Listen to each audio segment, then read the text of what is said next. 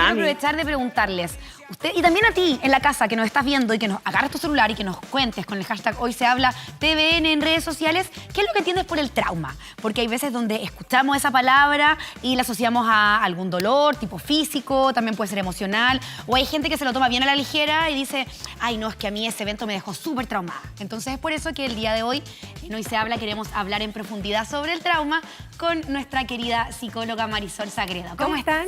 Bien. ¿Y tú? Bien, me siento rara sentada aquí como patrón de fondo. Encabezando la mesa. Sí. Eso eres en este segmento Psicología la mejor. Bueno, querida Marisol, partamos. ¿Qué es el trauma? ¿Lo entendemos bien o, como te decía hace un ratito, lo tomamos a la ligera? Hagámoslo al revés. Ustedes saben que yo siempre les pregunto, ¿qué creen ustedes que es el trauma? Uy, siempre poniéndola difícil. Pero por supuesto no voy a dar toda la respuesta acá si todos sabemos más de lo que creemos. Una especie de herida o quizá una especie de cicatriz emocional. Ya, perfecto. Para mí es como un bloqueo emocional. Ya. Yo creo que algún tipo de evento que te puede causar en el futuro algún problema. Ya, perfecto. Margot es la que está mejor porque herida viene del griego, que quiere decir... trauma viene del griego, que quiere decir herida. Eso quiere decir que cualquier trauma, tanto físico como emocional, tiene que ver con una herida. Y una herida que se produce porque nosotros vivimos en el mundo con muchas situaciones y de repente pasa una situación, y ustedes saben que yo les traigo cositas en la mesa, pasa una situación, por ejemplo, aquí tenemos dos autos, un choque, se da vuelta, etcétera, viene un choque terrible y esta persona que está aquí dice, chuta, viví este choque. Ahora, ¿este choque para la persona, a cualquier persona le va a producir un trauma o no? No. Depende de lo que pase en el choque, ¿o no? No, Y de la sensibilidad de la persona. por ahí va más. El trauma incluye dos áreas, un área interna de la persona y un área externa. Hay situaciones terribles, por ejemplo, terremoto y maremoto, por ejemplo, un incendio que después te deja sin casa, en donde se muere alguien y que con esa realidad, esta personita que está acá no sufre un trauma. Lo pasa mal, pero no sufre un trauma, porque tiene que ver cuando todo lo que viene desde el exterior yo no soy capaz de manejarlo. Yo lo recibo en base a las emociones, a lo que yo vivo, a lo que yo toco, lo sensorial, y lo recibo también cognitivamente. Por ejemplo, si voy en el auto, siento cómo se mueve el auto, cómo se viene el parachoque, el vidrio encima, los gritos de las personas, pero quizás mi recuerdo, que es lo que está comprobado en la investigación, tiene ciertos agujeros. Entonces me quedo más con cómo yo lo vivo emocionalmente. ¿Y con qué? Con recuerdos, con ideas, con experiencia y con sensibilidades. Por tanto, frente al mismo hecho que puede ser terrible, yo puedo desarrollar un trauma como puedo no desarrollarlo. Queremos que la gente nos comente con el hashtag Hoy Se Habla TVN para saber si tienes algún trauma, si consideras, tal vez uno muchas veces siento que es una palabra que está bastante manoseada también, ¿no? También. No, porque quedé traumada con lo que me pasó el otro día. Y creo que la palabra trauma tiene un peso, como decía Margot, es una herida y no debe ser menor tenerla. Entonces creo que hay que respetarla un poco más, ¿no? Exactamente, o sea, es una herida y nosotros, cuando uno habla de trauma emocional, la gente lo ve como, ay, pasó algo terrible, ay, no, me caí, quedé traumada, ¿por qué me caí? El trauma tiene que ver con algo que me queda para el resto, puede ser de la vida, o un tiempo largo en donde yo tengo pensamientos que son recurrentes, tengo rumiación. La Margot me hace así, ¿por qué? Sí, porque voy a aprovecharte como si estuviera en tu consulta. A ver, dale. A mí me pasó muchos años atrás un accidente en una situación compleja, en otro país, con otro idioma, en la mitad de un desierto. Y yo vi que iba a pasar porque se estaba quedando dormido el conductor. Veía cómo cerraba los ojos. Y para el resto de mi vida le tengo mucho miedo a subirme a un auto donde haya un conductor en un transporte interurbano. Por eso, dentro de la Margot, ciudad. cuando fuimos a Olmué, en la noche te viniste despierta, Sí. pendiente todo el tiempo Yo en el soy la en el perfecta viaje. copiloto. Nunca me quedo dormida cuando alguien está manejando y ¿Le me hablas? voy, además me siento al lado del conductor y le hablo y le hablas. hago un montón de cosas que si no, no haría para que no se quede dormido. No siento que me afecta en otro ámbito de la vida, pero ¿se puede considerar un pequeño traumita? Sí, Sí. porque es un trauma. Porque no me pero impide hacer cosas. Es que me encantó, porque tu ejemplo es espectacular para toda la gente que nos está viendo, porque tú viviste un trauma, pero no un estrés postraumático. que la gente cree que es lo mismo. Y la fobia también uno cree que es lo mismo. También, y tampoco es lo mismo. Ah. Porque partamos por el trauma, ya sabemos, una herida por algo terrible que nos pasó y que hizo que toda mi estructura, mis pensamientos, mis emociones, mi manera de percibir el mundo es mucho. No puedo, no sé qué hacer, y hay gente que se desconecta y hay gente que se sobreconecta, entonces queda sobreestimulado, etc. El estrés postraumático es cuando esto te incapacita y pasa por un tiempo demasiado largo en donde, por ejemplo, a mí me pasó mucho después del terremoto, llegaban pacientes que habían pasado 3 meses del terremoto y dormían con ropa, con zapatillas, no iban al supermercado, pedían comida para poder salir corriendo, o sea, todo eso les impedía tener una vida que fuera normal. Y hacía que no pudieran salir adelante porque tenían pensamientos recurrentes, que estaba temblando, entonces todo el rato está temblando. ¿Y cómo es la diferencia de la fobia? Porque la fobia se puede desarrollar por un evento traumático. Por ejemplo, estoy jugando, soy niño con mis amigos y todo, viene un perro, el perro me muerde. ¿Ya? Y yo desde ese minuto nunca más se me puede cruzar un perro. Pero solo cuando se me cruza el perro, porque yo digo, ese perro me va a morder. Y es en ese sentido, pero si yo veo un perro en una teleserie, si yo leo un libro de un perro, no me va a causar. Eso es en el contacto con el perro, conmigo misma. Pero Isol, ¿y qué pasa? Porque recién la Margot contaba este evento traumático que le pasó, ¿cierto? Y que no le impide hacer otras cosas. Pero el estrés postraumático ahí sí, pero...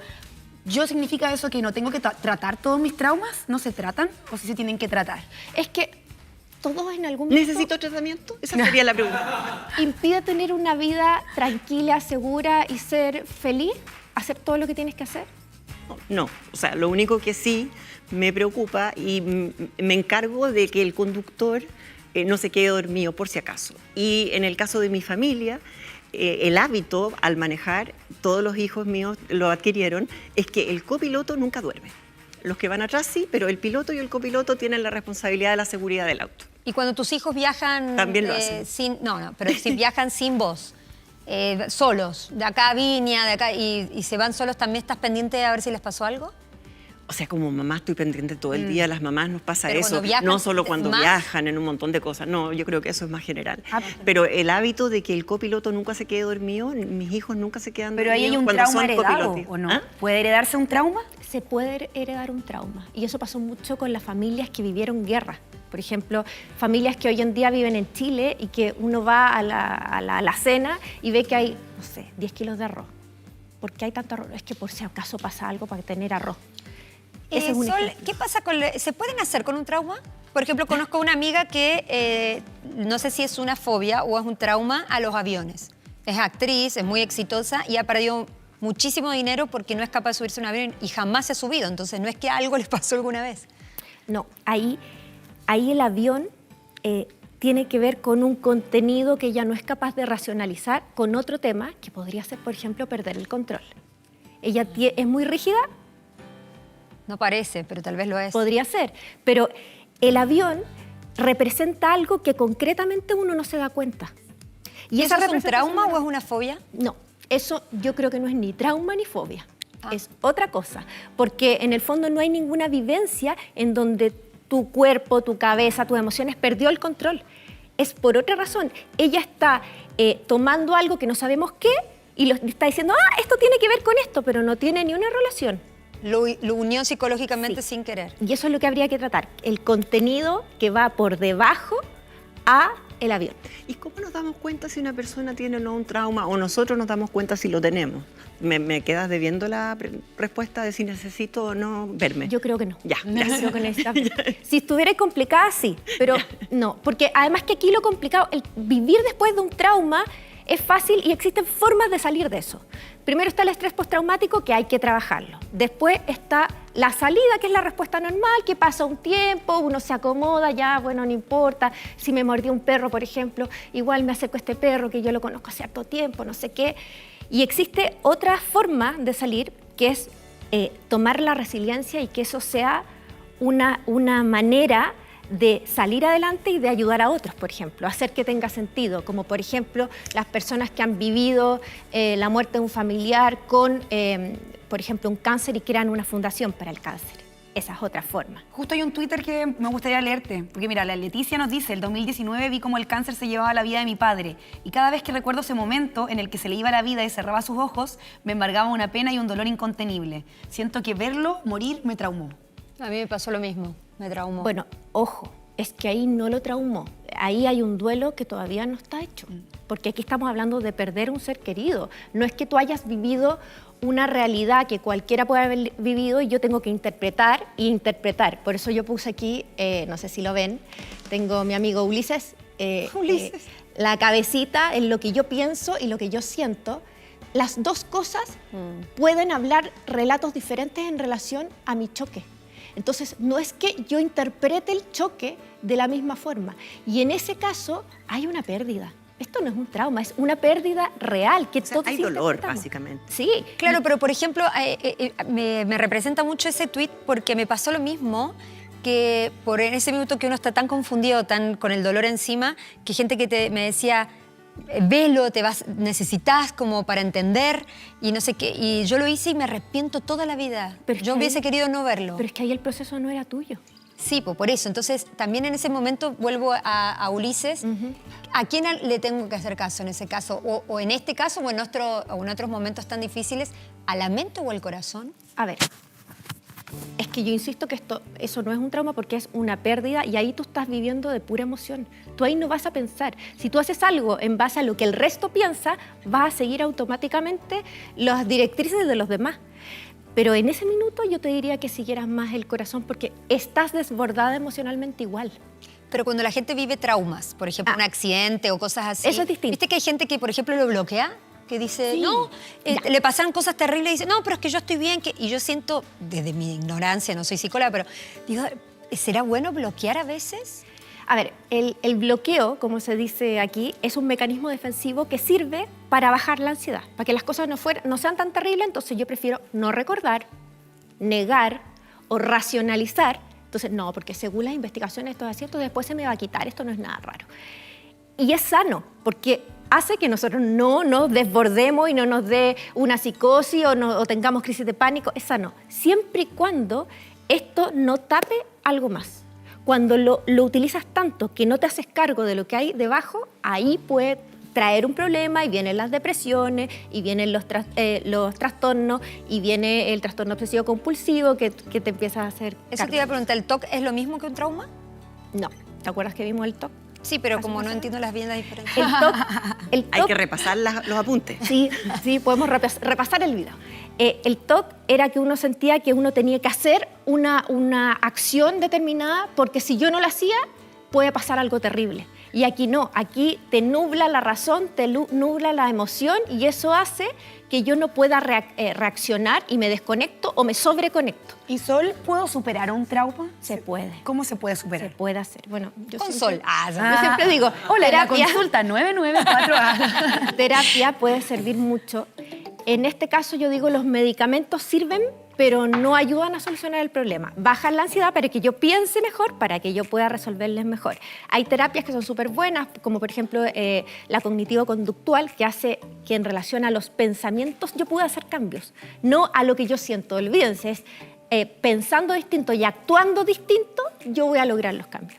Y hay otra que yo estoy fascinada, que es una terapia que se utiliza con el movimiento del ojo, que se ha demostrado que tiene una de las mejores soluciones para este tipo de temas. El TOC también se trabaja mucho con ello y las terapias que tienen que ver con el trabajo con el cuerpo, porque el cuerpo pierde absoluto control y manejo. ¿Y qué es lo que pasa? Nos ponemos a tiritar, vienen las jaquecas, vienen los dolores de guata, etc. Entonces eso también ayuda mucho. Sol, ese tema que acabas de mencionar, te lo dejamos pendiente para otro programa, esa cosa de los ojos, porque me generó mucha curiosidad. Pero me gustaría saber los tipos de trauma. Tenemos una gráfica, de hecho, que Perfecto. muestra los tipos de trauma. ¿Podemos verlo, Ire? Ahí está. Trauma agudo. El trauma agudo es algo que me pasa terrible y que eso hace que yo lo pase mal porque, insisto, mi cuerpo, mi cabeza, mis emociones no logran con tanto estrés poder responder, entonces te desborda. Por ejemplo, un accidente de auto. Por ejemplo, vino alguien, me apuntó con una pistola, pásame la cartera, etc. Por ejemplo, no sé qué más se les puede ocurrir. Sí, trauma, ya. abuso. Otro trauma que una vemos vez. ahí. El segundo tipo de trauma, que no sé cuál Complejo. El complejo. El complejo es cuando son varios traumas dentro de un mismo proceso, en un plazo de tiempo, que es terrible. Por ejemplo, terremoto, maremoto, perdí a un ser querido, perdí la casa. Todo eso junto en un plazo de tiempo, entonces es mucho más difícil porque no es solo perder a alguien, es perder tu seguridad, es primero no saber dónde estoy, después viene el agua, después todo eso junto. ¿Y el secundario? Y el secundario es cuando, a mí me pasó cuando chica, cuando yo veo a alguien que le pasó algo muy terrible y yo veo su dolor, su sufrimiento, no me pasó a mí, pero yo lo vi, entonces yo empiezo a tener trauma con eso. Por ejemplo, a mi hermana la mordió un perro y yo lo vi, más que verlo, lo viví con ella, vi todo lo que acontecía y yo desde ese día nunca más quise tener contacto con los perros. Después lo superé porque los traumas se superan. Pero hay un tipo más de trauma y es el que tiene que ver con que yo paso un tipo de momento difícil y luego lo supero, pero en un tiempo mucho posterior, mucho más allá. Por ejemplo, a una niña que hayan abusado sexualmente, por 20 años no pasa nada y de un minuto para otro se acuerda y tiene que salir adelante de eso. Y justo ahí aparece. Es muy raro, pero por ejemplo con los abusos sexuales nosotros lo vemos bastante. Claro, aparece después. Bueno, Marisol Sagredo, como siempre, un placer tenerte con nosotras. Siempre nos aclarás todas las dudas. Y siempre como que queremos seguir hablando toda la tarde. Feliz, pues, y ya saben que los traumas se pueden superar, hay que trabajar. Que no es lo mismo que un TOC, ya aprendí. Déjame repasar los apuntes. Ni una Gracias, fobia, Marisol. tampoco. Tampoco.